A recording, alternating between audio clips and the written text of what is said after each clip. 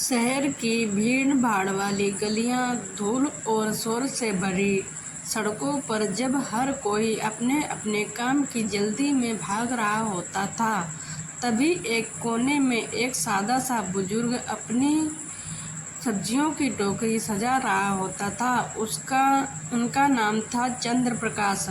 उम्र 55 साल, चेहरे पर झुर्रियां, लेकिन आंखों में अब भी मेहनत और ईमानदारी की चमक थी। उनकी पहचान यही थी कि रोज सुबह उठकर वह सब्जियों की टोकरी लगाते और लोगों को ताज़ी सब्जियां बेचते। उनकी जिंदगी उतनी आसान नहीं थी।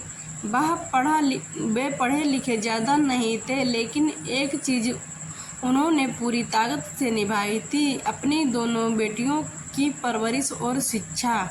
बड़ी बेटी आराधना डॉक्टर बन गई थी और अब दूसरे शहर में अपनी सेवा कर रही थी। वहीं छोटी बेटी नेहा जिंदगी की एक बड़ी मंजिल पर पहुंच गई थी। वह जिले की डीएम बन गई थी। दोनों बेटियां आज अपने पैरों पर खड़ी थी, लेकिन यह सफ़र आसान नहीं था। बचपन से ही चंद्र प्रकाश ने माँ और पिता दोनों की भूमिका निभाई थी। आराधना और नेहा अक्सर अपने पिता से कहती, पापा अब आप क्यों इतना काम करते हो? अब हम बड़े हो गए हैं, हम अच्छे से कमा भी रहे हैं, आपको अब सब्जी बेचने की ज़रूरत नहीं है। नेहा तो कई बार कह चुकी थी, पापा आप मेरे साथ डीएम आवास में रहिए, वहाँ सब सुविधाएं हैं, आपको कोई तकलीफ नहीं होगी। या सब्जी बेचने का काम छोड़ दीजिए, घर की कोई चिंता मत कीजिए। लेकिन हर बार चंद्र प्रकाश का जवाब एक जैसा ही होता, बेटी यह काम सिर्फ पैसे के लिए नहीं है, यह मेरा मन लगाने का सहारा है।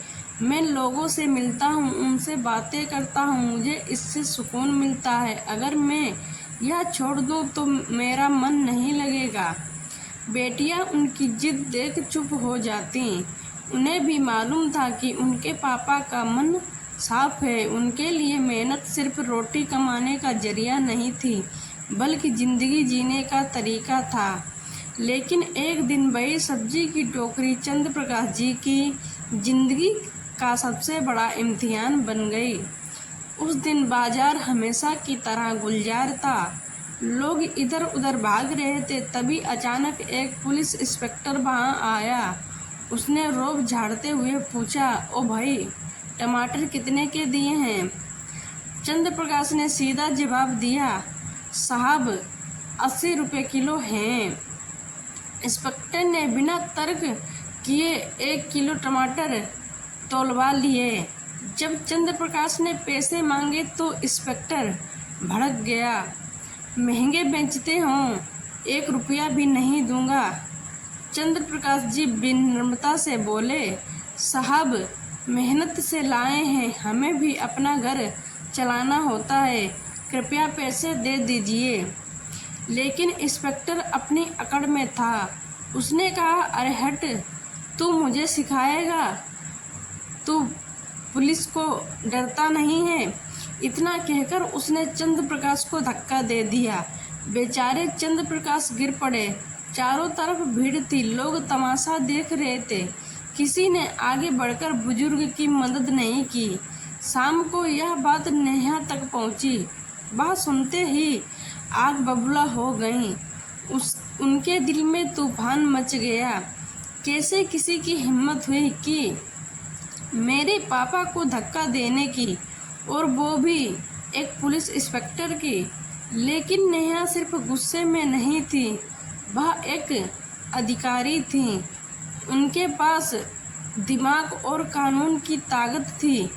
उन्होंने तय किया कि गुस्से से नहीं, बल्कि दिमाग से जवाब दिया जाएगा। अगले दिन नेहा ने एक योजना बनाई। वह सादे कपड़ों में निकली। उनके कपड़ों के अंदर एक छोटा सा कैमरा छिपा था, जिसमें लाइव रिकॉर्डिंग चल रही थी। वह सीधे उसी थाने पहुंची जहां वह इंस्पेक्टर बैठा था। नेहा ने कहा, मुझे एक रिपोर्ट लिखवानी है। इंस्पेक्टर ने उनकी ओर घूरकर देखा और पूछा, किस बारे में? नेहा बोली, कल एक इंस्पेक्टर ने एक बुजुर्ग आदमी के साथ बदतमीजी की। मेरी दादी वहाँ थी, उन्होंने सब देखा। इंस्पेक्टर हंस पड़ा। तो अब मैडम साहिबा किसी और के लिए रिपोर्ट लिखवाएंगी, समाज सेवा करेंगी। और इतना कहकर वह जोर जोर से हंसने लगा। लेकिन उसे क्या पता था कि उसकी हर बात रिकॉर्ड हो रही है। कुछ देर में ही मीडिया वहां पहुंच गई। एसपी और डीएसपी भी घटना स्थल पर आ गए। जैसे ही सच्चाई सबके सामने आई, इंस्पेक्टर के होश उड़ गए। एसपी ने कहा, तुम्हारी अब खैर नहीं, तुमने डीएम साहिबा के पिता का अपमान किया है। इंस्पेक्टर कांपने लगा। माफ़ कर दीजिए मैडम, मुझसे गलती हो गई। लेकिन नेहा ने सख्त स्वर में कहा कि तुम माफ़ी के लायक नहीं हो। तुम्हें लोगों की सेवा करने के लिए रखा जाता है, लेकिन तुमने जनता का अपमान किया, तुम्हें निलंबित किया जाता है। लेकिन मामला यहीं ख़त्म नहीं हुआ। शहर के एक बड़े नेता तक यह खबर पहुंची। उसने नेहा को फ़ोन किया, देखो वो इंस्पेक्टर मेरा आदमी है, उसे छोड़ दो। नेहा ने साफ मना कर दिया, नहीं, इंसाफ सबके लिए बराबर है, चाहे वो कोई भी इंसान हो। नेता गुस्से में आ गया। एक लड़की होकर तू मेरी बात टाल रही है, इसका अंजाम भुगतना पड़ेगा। और अगले ही दिन उसी नेता ने पुलिस वालों की मदद से चंद्र प्रकाश जी को शराब तस्करी और गांजे के झूठे केस में फंसा दिया। पूरा शहर हक्का बक्का रह गया। डीएम के पिता शराब तस्करी करते हैं, अफवाह पूरे शहर में फैल गई। नेहा पर चौतरफा दबाव बन गया। नेहा परेशान थी, लेकिन वह टूटी नहीं। उन्होंने तुरंत मीडिया को बुलाया और कहा, मैं इस केस में शामिल नहीं होंगी। इस केस को कोई और अधिकारी देखेगा। लेकिन उन्होंने मन ही मन ठान लिया कि सच को सामने लाना ही होगा। मैं ऐसे यूं ही नहीं बैठी रह सकती। उन्होंने अपने एक ईमानदार पुलिस अधिकारी मित्र की मदद ली। उस अधिकारी ने आसपास की दुकानों के सीसीटीवी कैमरे चेक किए और वहां से सच निकला।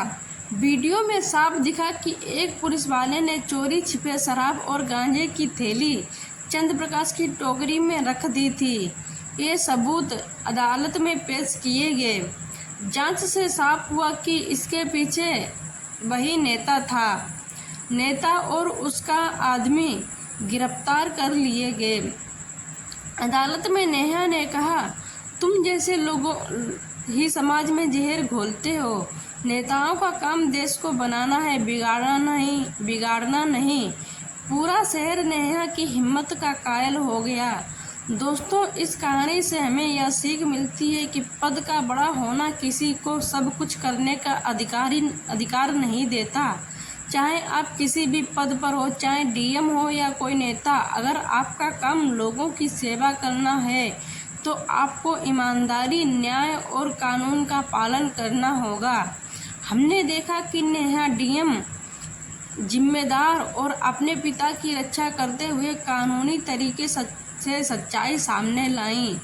उन्होंने ना गुस्से में काम लिया, ना ताकत दिखाकर डराया, बल्कि दिमाग और कानून के बल पर न्याय दिलाया। यह कहानी हमें सिखाती है कि सच्चाई और ईमानदारी की जीत हमेशा होती है और यही असली ताकत है, जो पद, शक्ति या पैसे से नहीं बल्कि हिम्मत और न्यायप्रियता से आती है। तो दोस्तों, अगर आपको यह कहानी पसंद आई हो तो लाइक करें, कमेंट में बताएं कि आपको सबसे ज़्यादा कौन सा हिस्सा छू गया और शेयर करें ताकि और लोग भी यह प्रेरक कहानी सुन सकें। अगर आप ऐसे और प्रेरक, भावनात्मक और सच्चाई से भरे किस्से सुनना चाहते हैं तो हमारे चैनल को सब्सक्राइब करें और नोटिफिकेशन ऑन करना ना भूलें। Thanks for watching.